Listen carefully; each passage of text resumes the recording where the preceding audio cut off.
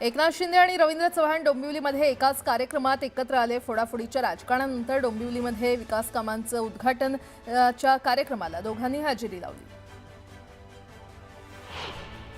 विरोधी पक्षनेते जाहीर करण्याची मागणी उद्धव ठाकरेंनी सरकारकडे केली आहे, तर उपमुख्यमंत्री पद संविधानिक नाही, ते तातडीनं बरखास्त करण्याचं वक्तव्य देखील त्यांनी केलं।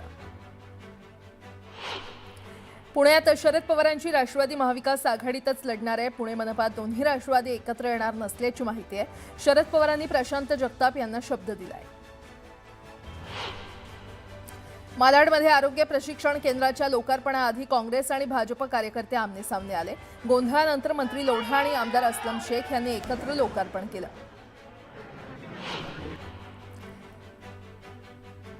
आज संध्याकाळी 5 वाजता रामगिरी निवासस्थानी चहापानाच्या कार्यक्रमाचं आयोजन करण्यात आलंय। मुख्यमंत्री फडणवीसांनी विरोधी पक्षाला चहापानाचं निमंत्रण दिलंय। दरम्यान विरोधक चहापानाला उपस्थित राहणार का हे पाहणं महत्त्वाचं असणार आहे। कोल्हापुरात महायुतीचं एकत्र लढण्यावर एकमत झालेलं आहे। शिवसेनेचे आमदार राजेश क्षीरसागर आणि मंत्री चंद्रकांत पाटील यांच्या बैठकीत हा निर्णय घेण्यात आला। कोल्हापूर जिल्ह्यातील सर्व 10 आमदार महायुतीचे असल्यानं हा निर्णय घेण्यात आल्याची माहिती आहे। ठाकरे कुटुंबाच्या लग्न सोहळ्यात पंतप्रधान नरेंद्र मोदींची उपस्थिती त्यांनी लावली। दिल्लीतील अमित ठाकरेंच्या मेहुण्याच्या विवाह सोहळ्यात राज ठाकरे आणि मोदी एकत्र आले होते।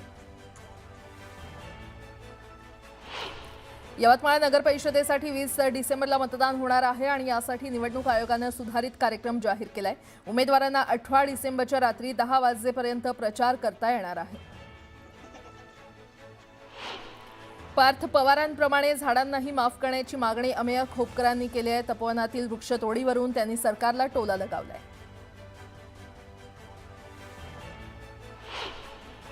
बातम्या पाहूयात।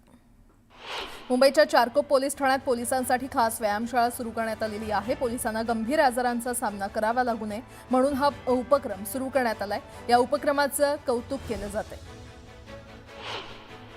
नाशिकमध्ये होणाऱ्या वृक्षतोडीच्या विरोधात कराडकर निसर्गप्रेमी आणि पर्यावरणप्रेमी एकवटलेत। तपोवन भूमीतील झाडं तोडू नये यासाठी सह्यांची मोहीम राबवण्यात आली आहे। कुंभमेळ्यातील साधुग्रामसाठी तपोवन भूमीमध्ये नाशिक महापालिकेतर्फे सुमारे 1835 झाडांची तोड होणार आहे। या वृक्षतोडीबद्दल कराडकर निसर्गप्रेमी, पर्यावरणप्रेमी आणि वृक्षप्रेमी नागरिकांच्या मार्फत नाशिक महानगरपालिकेचा जाहीर निषेध करण्यासाठी येत आहेत। यासाठी कराड शहरात स्वर्गीय यशवंतराव चव्हाण परिसरात सह्यांची मोहीम राबवण्यात आली।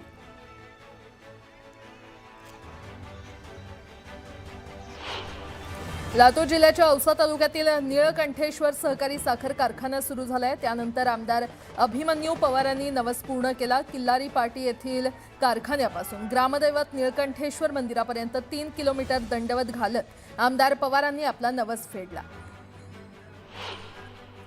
मालेगाव पोलिसांनी 2 तरुणांना अटक करत त्यांच्याकडून चोरीचा 10 दुचाकी जप्त केलेल्या आहेत। एका महिन्यात पोलिसांनी तब्बल 400 दुचाकी जप्त केल्या।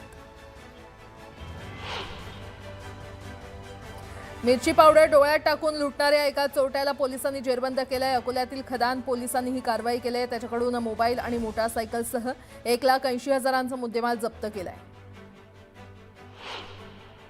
देहू रोडच्या किवळे रावेत परिसरात वाढत्या नागरीकरणाच्या पार्श्वभूमीवर चंद्रभागा कॉर्नर इथे नवीन पोस्ट ऑफिस सुरू करण्यात आलंय। चिंचवडचे आमदार शंकर जगताप यांच्या हस्ते या डाकघराचं उद्घाटन करण्यात आलं।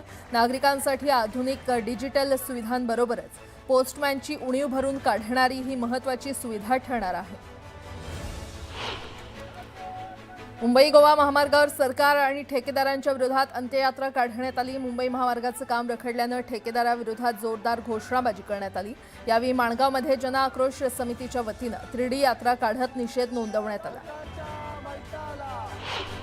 अखिल भारतीय मराठी साहित्य महामंडळानं साताऱ्यात होणाऱ्या 99 अखिल भारतीय साहित्य संमेलनाच्या कार्यक्रमाची कार्यक्रम पत्रिका जाहीर केली आहे। 1 जानेवारी ते 4 जानेवारी 2026 दरम्यान साताऱ्यात साहित्य संमेलन होणार आहे। मृदुला गर्ग यांच्या हस्ते उद्घाटन होणार आहे। राज्याचे मुख्यमंत्री देवेंद्र फडणवीस, दोन्ही उपमुख्यमंत्री साहित्य संमेलनाला उपस्थित राहणार आहेत, तर शरद पवार यांनाही साहित्य संमेलनाला उपस्थित राहण्यासाठी आमंत्रण देण्यात आलंय।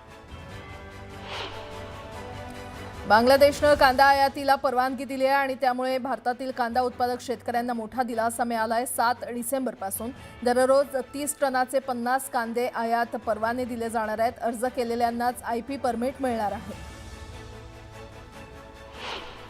दिव्यांग महिला क्रिकेट संघाच्या उपकर्णधार गंगा कदम यांचा फुटाणा गावात सन्मान करण्यात आला। पालकमंत्री नरहरी झिरवळ आणि खासदार आष्टीकर यांच्या उपस्थितीत सत्कार करण्यात आला। बागलाण तालुक्यातील 32 ग्रामपंचायतीतील 85 ग्रामपंचायत सदस्य अपात्र करण्यात आलेत। वेळेत जात वैधता प्रमाणपत्र सादर न केल्यामुळे मालेगावचे अप्पर जिल्हाधिकारी देवदत्त केकार यांनी हे आदेश दिले। मालेगावात मुस्लिम समाजानं बाबरी मस्जिद पतन दिन साजरा केला। दरम्यान पोलीस अधिकाऱ्यांना निवेदन देखील देण्यात आले। बुलढाण्याच्या सारोळा पीर शिवारात बिबट्या मृतावस्थेत आढळलाय। वनविभागाची टीम घटनास्थळी दाखल झाली। बिबट्याचा मृत्यू कशामुळे झाला याचा शोध घेतला जातोय। हैदराबाद ते लोकमान्य टिळक टर्मिनस मुंबई या मार्गावर विशेष रेल्वे सुरू करण्यात आली आहे। नांदेड विभागीय जनसंपर्क कार्यालयाकडून ही माहिती देण्यात आली आहे। या रेल्वेमुळे प्रवाशांना मोठा फायदा होणार आहे।